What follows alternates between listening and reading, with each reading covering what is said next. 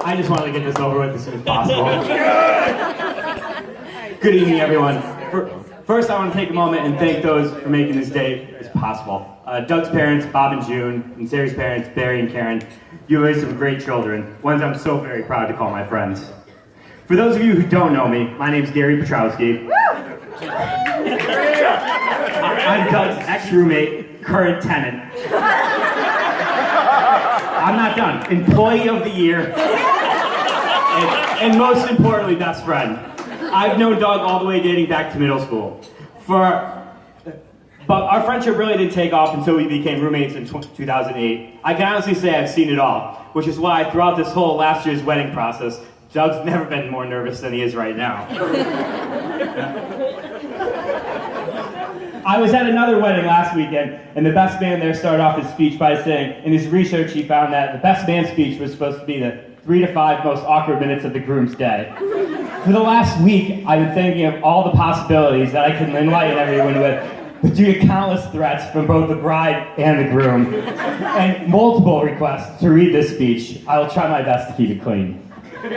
I recall when I first moved back into 21 Hard Place, where we all share. I'm downstairs. I'm still a tenant. Most of our friends didn't think this roommate thing would last between Doug and I for 8 months, and 8 years later, I'm still downstairs. Throughout those 8 years, our friendship has grown strong enough for us to work together Monday through Friday and still not want to strangle each other and watch football on Sundays. We have so many things in common, but such different perspectives on those interests. You're a Yankee fan, I'm a Red Sox fan. You think LeBron is still better than Kobe because 5 rings means nothing to you.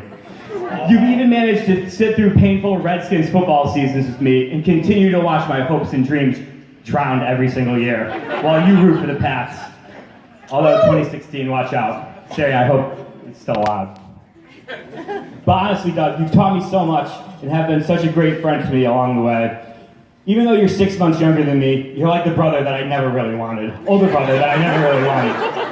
I'm certainly the one who lacks the maturity that you try to instill in me, at work mostly, and sometimes at home. Your drive and work ethic comes from your amazing parents who have treated me like their other son. I'm so thankful to always be welcomed part of your family, Bob and June. That means so much to me. Doug, as stubborn as I can be, you've still had the ability to help me look at things in a different perspective. You're patient enough to debate with me until I see things a different way. Your way. We've certainly had some disagreements, even in the middle of the workday, and topics that could range from anything. But we respect each other enough to move forward and not let it affect us. Well, maybe you more than me. But that's why I think our friendship is so special. I really don't know how you haven't killed me yet. I think the closest you came was the only time you actually physically laid hands on me was at my 30th birthday.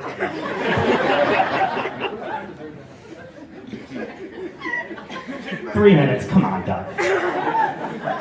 I most likely made some comment, one-off, and you jumped across the bonfire and tackled me. I remember PJ and Frank helping wrestle you off me. I guess we could blame the ice booze you brought that day, celebrating. Those were some fun single times. Now on to your beautiful bride, Sarah. Sarah, I still remember that first evening I met you, way back some 4 years ago. That night you walked into our kitchen in your black leather bomber jacket, looking all hipster. I may have questioned that jacket, but after getting to know you more and more, I never questioned the kindness and all-around sweet woman you are. You've always included me in activities the two of you participated in, even when I was the third wheel most of the time. Thanks to Kate, that no longer has to happen. But I've always supported your choices over Doug's when I was the third vote. Let's admit, Doug's irrational most of the time. Let's saute onions and peppers with no oil. Come on. Sarah, you've taken my jokes and sarcasm I've dealt so well. I remember kidding you about this day ever happening, or me moving back upstairs into Doug and be Doug's roommate again. But really, you're such a beautiful person, always dressed so well. Doug's found someone who likes TJ Maxx and Marshalls more than me. Truth was, I knew from the start you two were meant for each other, but not as early as eHarmony did, where you both met. I'm gonna drop that one. I actually didn't find that out until 2 months into the relationship, when the three of us were sitting on the couch one night and the commercial came on. I made some one-off comment about the website, and Sari blurts out, "Oh, that's where Doug and I met." I turned around in disbelief looking at Doug. Definitely had that piece of information held from me during these last 2 months. But in reality, though, you two could be the next eHarmony commercial. Another success story from Neil Clark Warren. We've shared so many memories over the last few years, from Yukon tailgates to concerts to below-average kickball teams to, they weren't bad, to weekends at the beach. There have always been a lot of laughs along the way. Sari, some of those laughs and great times have included your sisters and significant others too. Not only did Doug find a great woman, but a great family as well. Your sisters and their significant others have become my great friends as well. Even little Dominic, wherever he is.